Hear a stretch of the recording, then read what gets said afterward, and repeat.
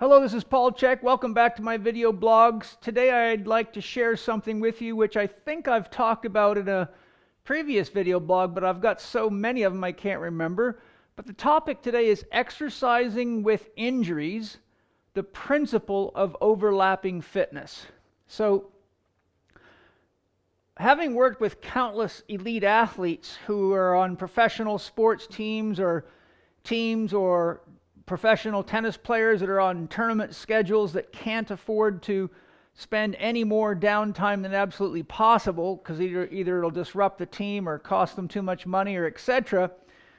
I developed techniques which are based on a principle of overlapping fitness so that when a person has a joint such as a rotator cuff, an injury such as a rotator cuff injury or shoulder joint injury, or a wide variety of injuries you can apply this technique of overlapping fitness to, that they can actually do the work of healing and therapy and restoration while simultaneously maintaining as much conditioning in the surrounding area of the injury as possible.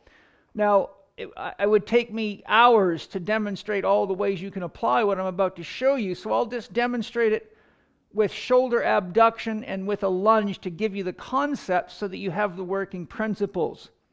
What research shows and what I found to be clinically accurate is that whenever we're doing a limited range of motion, or for example, if we do an isometric exercise and then we after a period of time remeasure the strength, research shows that there's about a 15-degree plus and minus gain in strength. So for example, if I do isometric training, first we take a baseline measure of strength. I do a period of 4 to 6 or even 8 weeks of isometric training, and then we measure either isometrically or dynamically how much strength I've gained in different ranges of motion. The research suggests that we gain about strength in a range of about 15 degrees above and 15 degrees below. So there's about a 30-degree window of strength carryover.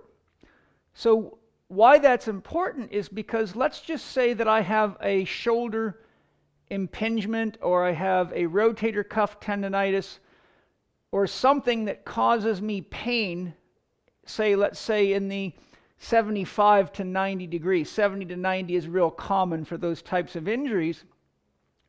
Most therapists and doctors would tell the person not to exercise or not to do anything with that arm, typically, or have them doing little peedly-weedly exercises, which may be necessary.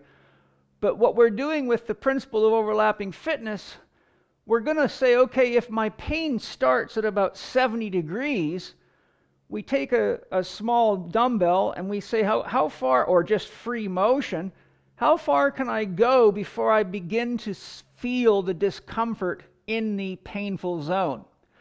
Then what we do is establish a buffer. We don't ever want to go into the pain, so then we would take whatever weight we could train with without irritating the painful zone, and we would work up to the edge of that. So then we're going to get that 15 degrees overlap. So if I have a pain that's 20 degrees, i.e. my painful zone is 70 to 90, and I go to the edge of it, I'm going to come into that zone even though I'm not irritating those tissues. In other words, I'm going to gain strength in the no-go zone by working to the edge of it. Then I could go up and come down and find the edge as I go eccentrically and concentrically from above it. So then what we're going to say is, okay, I can get to, call it 100 degrees. Now I'm going to have overlapping fitness moving from the top down. So when you combine what you can get from the bottom and what you can get from the top, you can actually functionally gain strength in the no-go zone while you're rehabilitating and often without irritating the injury. Now, of course, there's a lot of technical areas in here with regard to what kind of an injury, how bad is it, what technique should we use. So, I'm giving you a general concept that you can work with and test for yourself. But if your injury is bad enough that you're seeing a doctor or a therapist, of course you'd want to talk to them to see what's safe, share the concept with them, and see what they have to say. So don't make the mistake. I'm saying you can just apply this willy-nilly without enough knowledge to know what you're doing. But for most of the kind of niggling injuries that stop people and lay people up and lead to athletes getting weaker and weaker because they're not doing any exercise at all, the principle's very easy to apply and very, very effective. So now let's pretend we had a problem with, say, the patella tendon or the knee. And let's just say that the pain is the worst right when your thigh's parallel to the ground. So what you could do is you could take dumbbells, for example. Once you identify the pain zone, we'll call that there, you could use body weight first, but then see what your tolerance is and see, well, where's my working zone before I hit the no-go zone? And then you're going to have to get below it. So this is why I have the sticks. If you don't have a spotter to support you through the no-go zone, you could then use the sticks to give you support, get all the way to the bottom. Then you can use body weight or dumbbells and work underneath it.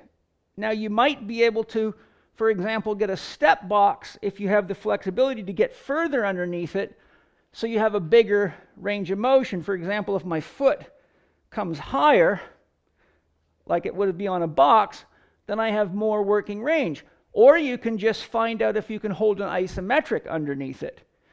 So by using a combination of isometric and dynamic motion and working under the no-go zone and above it and getting as close as you can without threatening the injury, you will activate the principle of overlapping fitness. And then as you rehabilitate the injured site or injured tissue and you start rehabbing and exercising in that zone, you will find that not only are you much stronger than you would have been had you not done this, but the amount of time it takes to recover full strength and functionality is usually noticeably reduced. So there you go. That's how you can exercise with injuries using the principle of overlapping fitness below and above the no-go zone, and make sure if you are injured enough that you need the help of a therapist that you talk to them about how to safely apply the concepts so you don't hurt yourself trying to help yourself. Thanks for joining me today. Look forward to sharing much more with you as we move on in time, and have fun with it. Take care.